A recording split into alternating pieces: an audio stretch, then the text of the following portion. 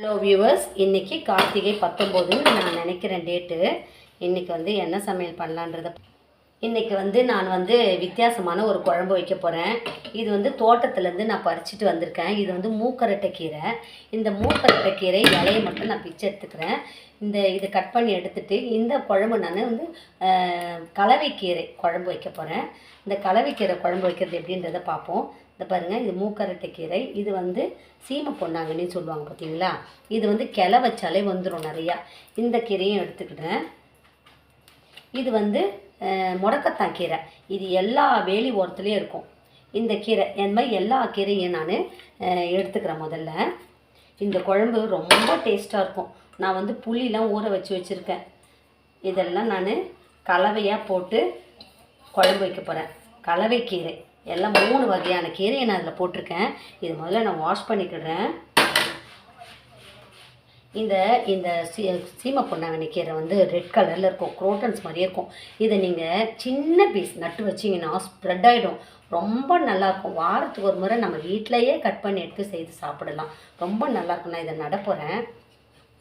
இப்போ இந்த கீரையை வாஷ் பண்ணிப்போம். இது காலிஃப்ளவர் வறுத்த எண்ணெய் தான். நான் இப்போ முதல்ல கீரையை வதக்கிக்க போகிறேன். கொஞ்சம் எண்ணெய் போட்டு தான் நான் வதக்குவேன். கீரையை நான் வதக்கிக்கிடுறேன். கலவைக்கீரை. முதல்ல வெங்காயத்தை போட்டுக்கிறேன். சாம்பார் வெங்காயம் ஒரு 4 போட்டுக்கிறேன். கீரை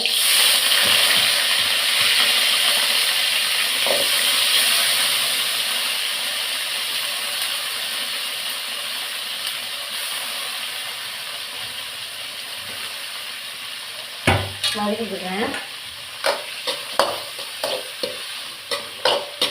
இது காலிஃப்ளவர் வறுத்த எண்ணெய் தான். தக்காளி போட்டுக்கிறோம். இதெல்லாம் போட்டு நல்லா வதக்கிட்டுதெல்லாம் நல்லா வதங்கட்டும். செம்ம டேஸ்ட்டாக இருக்கும். கலவைக்கீரை குழம்புன்னு சொல்லலாம், முடக்கத்தாய் கீரை குழம்புன்னு சொல்லலாம். இது நான் முடக்கத்தாய் கீரை தான் நிறையா போட்டிருக்கேன். அதனால் இது முடக்கத்தாய் கீரை குழம்பு கூட சொல்லலாம். எப்படி வேணாலும் சொல்லலாம், நம்ம இஷ்டம் தான் பேர் வச்சுக்கிறது. இது ஆகட்டும். அதுக்குள்ளே நான் ரசம் வச்சுக்கிறேன். இது முடக்கத்தான் கீரை குழம்பு மட்டும் நல்லா இருக்காது, கூட ரசம் வச்சாதான் நல்லாயிருக்கும். அதனால் நான் ரசம் வச்சுட்டு காலிஃப்ளவர் வைக்க போகிறேன். ரசத்துக்கு நான் மிளகு சீரகம் போட்டுக்கிறேன். ரசத்துக்கு மிளகு சீரகம், பூண்டு, தக்காளி, கருவேப்பிலை எல்லாம் போட்டு பச்சை மிளகாலாம் போட்டு அரைச்சிக்கிறேன். இது ஆறுறதுக்குள்ளே நான் இதை தனி பாத்திரத்தில் எடுத்து வச்சுக்கிறேன். இது ஆறட்டும். அதுக்குள்ளே நான் ரசம் வச்சிடுறேன். நல்லா வதங்கிடுச்சு. இந்த குழம்பு முடக்கத்தான் குழம்பு. முடக்கத்தான் கீரையில் தோசை கூட பண்ணி சாப்பிட்லாம். முடக்கத்தான் கீரையை அரைச்சி போட்டு தோசை மாவில் போட்டுக்கிடணும்.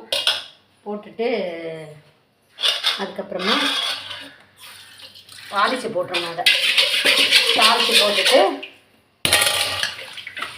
கடுகு, உளுந்தம்பருப்பு இல்லைன்னா கடலைப்பருப்பு எல்லாம் போட்டு காஞ்ச மிளகா, கருவேப்பிலெல்லாம் போட்டு தாளித்து போட்டு செய்து சாப்பிட்டு பாருங்கள். ரொம்ப டேஸ்ட்டாக இருக்கும் முடக்கத்தான் தோசை. நான் முடக்கத்தான் தோசைலாம் செய்து சாப்பிட்டேன். இனிமேல் முடக்கத்தான் குழம்பு ரொம்ப நல்லாயிருக்கும். அதை விட அதனால் செய்யலாம் பார்க்குறேன். இன்றைக்கி கார்த்திகை 18. அதனால் இன்றைக்கி ஒரு விதமான குழம்பு பண்ணுறேன். என்னோடய வீடியோவில் இருக்கும். ஒரு நாளைக்கு ஒரு குழம்பு நான் பண்ணியிருக்கேன். இன்றைக்கி 18வது நாள் 18வது வித குழம்பு பண்ணியிருக்கேன்னு நான் நினைக்கிறேன். இப்போ நான் கடாயை எடுத்து வச்சுட்டேன். இப்போ நான் ரசத்தை முதல்ல செய்து எடுத்துக்கிறேன். கடாயை காயுது. காலிஃப்ளவர் எடுத்து வச்சுருக்கேன். இதுக்கு இன்னும் நான் மிளகாத்தூள், மசாலாத்தூள்லாம் போட்டு ஊற வைக்கலை. இதுக்கு ஊற வைக்கணும். முதல்ல ரசத்தை பண்ணிவிட்டு ஊற வச்சிடுறேன். அதுக்குள்ளே முடக்கத்தான் குழம்பு பண்ணிடலாம். நம்ம அடுத்தடுத்து ஒன்று ஒன்றா செட் பண்ணேன். நான் ஒயிட் ரைஸ் பண்ணிட்டேன். இப்போ நான் இன்றைக்கி சாதா ரசம் தான். எல்லாம் நேச்சுரல் ரசம் தான் பண்ணுறது. இன்றைக்கி ஸ்பெஷலாக எந்த ரசமும் பண்ணல. முடக்கத்தான் குழம்பு பண்ணுறதுனால நான் சாதா ரசம் தான் பண்ணுறேன். இப்போ அதை போட்டு வெந்தயம் போட்டுக்கலாம். வெந்தயம் எல்லா குழம்புக்குமே போகணும். அப்போ தான் நல்லாயிருக்கும்.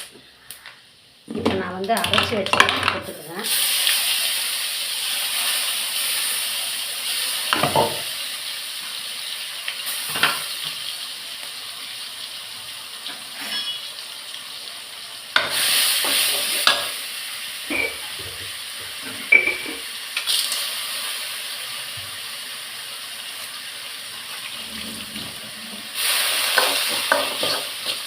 நல்லா எண்ணெயிலேயே வதக்கிட்டேன்னா புளி ஊற்றிட வேண்டியதான். அப்புறம் முடக்கத்தான் கீரை குழம்புக்கும் நான் ஊற வச்சுருக்கேன், ஆஸ் வெல் அஸ் இந்த ரசத்துக்கும். அதனால் நான் கொஞ்சம் நிறையவே ஊற வச்சுருக்கேன்.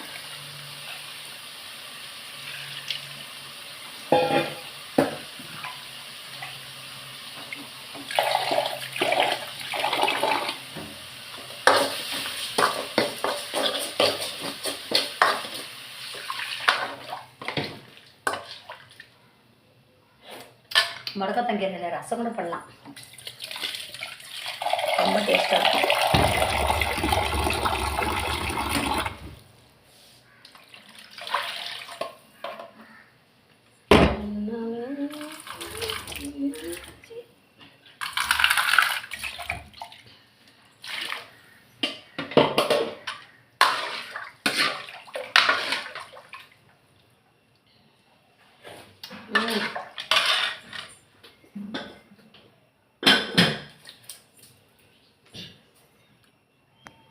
நான் எப்பவுமே கொஞ்சம் ரசப்பொடி போட்டுக்கிடுறேன்.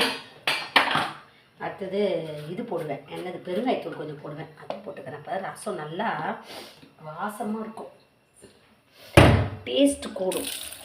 ரசப்பொடியும் பெருங்காயத்தூளும் போட்டுக்கிறேன், டேஸ்ட்டு கூடும் ரசத்துக்கு.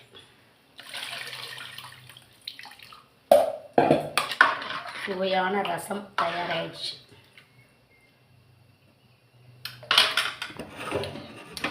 இப்போ இதுக்கு வந்து காலிஃப்ளவர் வறுத்தா சூப்பராக இருக்கும். நம்ம வந்து காலிஃப்ளவர் வறுக்கிறதுக்கு ரெடி பண்ணுவோம்.